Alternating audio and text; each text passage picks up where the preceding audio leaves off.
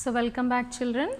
Again the class is also about continuation of our excretory system, but today it is not in animals, it is about how plants excrete. So, compared to animals, plants do not have a vast metabolic process, right. So, their metabolism, their process of breaking down substances is much slower compared to that in animals.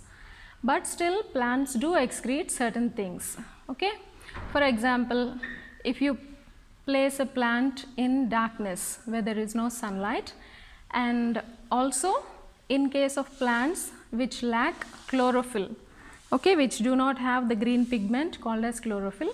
So, in these two cases, what are the two cases? Plants which are kept in darkness and also plants which do not have chlorophyll. In these two cases, what are the respiratory wastes when the plant is breathing, when the plant is respiring? What are the two waste products released outside? They are a gas and a liquid. Carbon dioxide is the gas and water is the liquid, right? Now, while coming to food making process, okay, that is photosynthesis, where the plant will be having chlorophyll and also it will be present in sunlight and it synthesizes food material.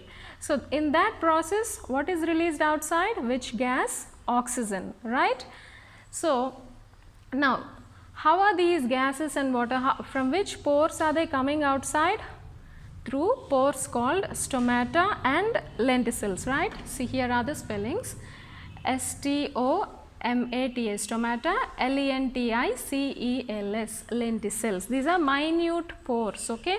Stomata you can see on leaf surfaces, whereas lenticels you can see on young and tender stems, right. Okay. Now, this is about excretion in plants. We will know about a different concept called as transpiration. This also happens in the plant's body structure. So, through transpiration what happens is that excess water gets released outside. We know plants keep on absorbing water through their roots, right. Now, whatever the excess water is there, it is released through a process called as transpiration, T-R-A-N-S-P-I-R-A-T-I-O-N. And I have already mentioned that this transpiration is also one of the main reason to maintain a continuous water column, so that there is continuous water absorption by the plant, right. Now, and some waste materials, some waste products that are slowly getting accumulated within the plants, they start to accumulate in different plant parts like leaves, bark and fruits. Leaves we know, bark means the thick brown hard structure present in big huge trees, larger trees, right. On the tree trunk you can see the bark, okay. And also in fruits, if you take fruits, waste products are accumulated in fruits in a solid form called as raphides, R-A-P-H-I-D-E-S. So, here is the spelling, okay. So now how are these waste products expelled? These get expelled out when the leaves, bark and fruits, they get riper and they fall off from the tree, okay, tree or the plant. See, leaves, they ripen, they turn the color into light green, yellow, and then they fall off the plant. So, when the leaf is falling off, when the leaf is getting broken from the main plant, then the waste products that are stored in the leaves are automatically leaving the plant body, right. So, this is one way of removing waste products from the plants. And also not just excreting waste products, but plants release many type of chemical substances, okay, many secretions. So, to start with, we will see about certain chemicals which are released by plants to protect themselves from herbivores. So, what are herbivores?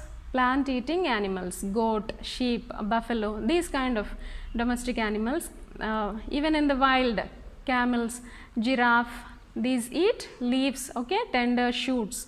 So, the plants, there is a mechanism in plants to protect themselves right, from such animals. So what they do? They release certain chemicals from plant parts like roots, leaves and seeds, right. So these chemicals, they can cause irritation or they can cause a bad smell which the herbivore doesn't like. If the animal that is eating those plant which is secreting such chemicals, so that smell the animal doesn't like, and so it avoids eating that particular plant. And some chemicals, they are very toxic to the extent that they can kill the animal which has consumed that plant, right. So they vary from plant to plant. So these kind of chemicals are also released by plants, a mechanism to save their species, okay, to protect themselves.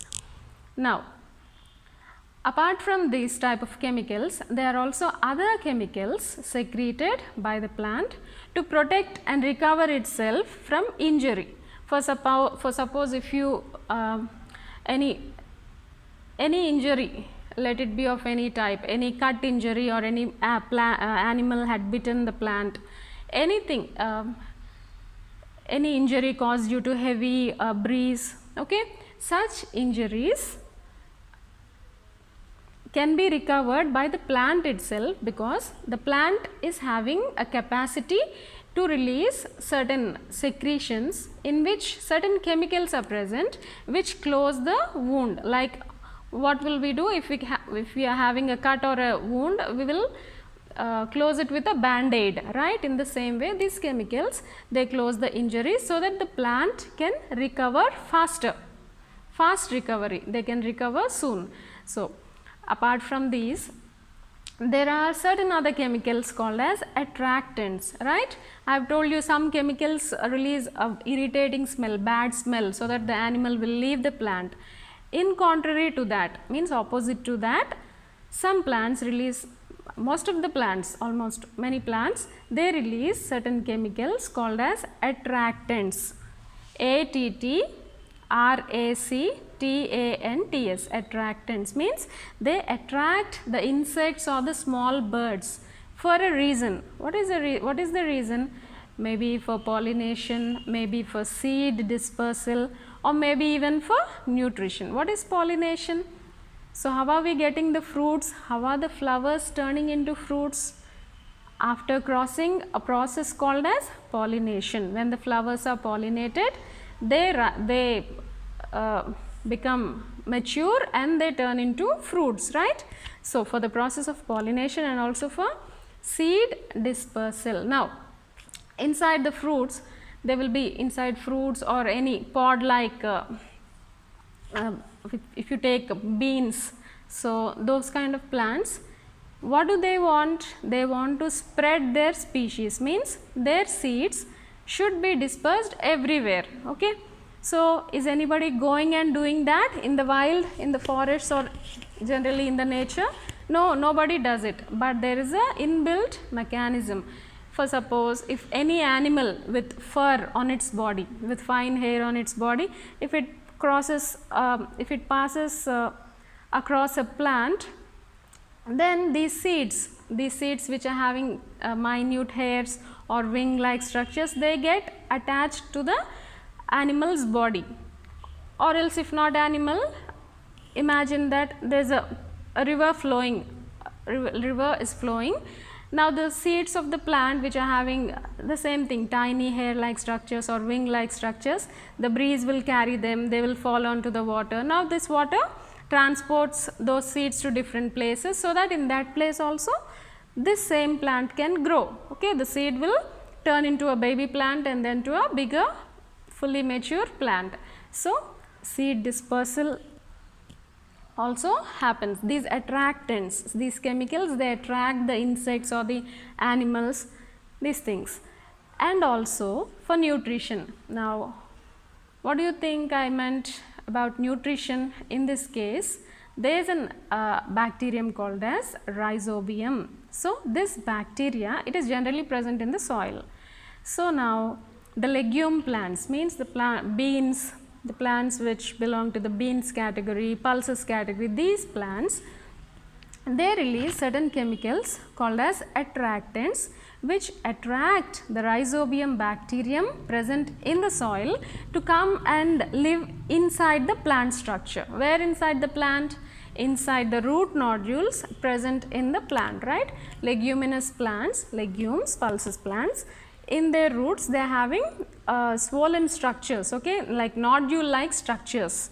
So, in those nodules this rhizobium bacterium lives there, okay. This rhizobium is given shelter by the leguminous plants. In return these plants are receiving, okay, nitrogen from the rhizobium, right. Plenty of nitrogen is available in the air, but are the plants having the capacity to absorb it directly? No. But still these legume plants require a lot of nitrogen. So, what is the way? There is only way. So, this is the only way. This rhizobium bacterium, it takes the atmospheric nitrogen, that is gaseous nitrogen, and it converts it into a soluble form, in the form which is the form which the plants can readily absorb and use it. That is why the pulses, the beans, these kind of seeds, they are rich in proteins, right. To synthesize proteins or to make proteins, nitrogen is a must, okay. So, here if you see in nutrition, for nutrition purpose also these attractants are very valuable and useful for plants, right. These plants, they are releasing attractants, rhizobium bacterium is getting attracted, it comes and stays in the plant, it fixes the atmospheric nitrogen and offers it to the plant. Plant will take that nitrogen and it will use to produce proteins, right. Those proteins we are consuming, right, in our daily food. If you take dosa, there is black gram, and if you eat beans curry, beans. So, many pulses, dals, okay, they are rich of proteins obtained from leguminous plants, and there are many more. There is a lot of information about such chemicals which we will go through in the following class. Okay, children, thank you.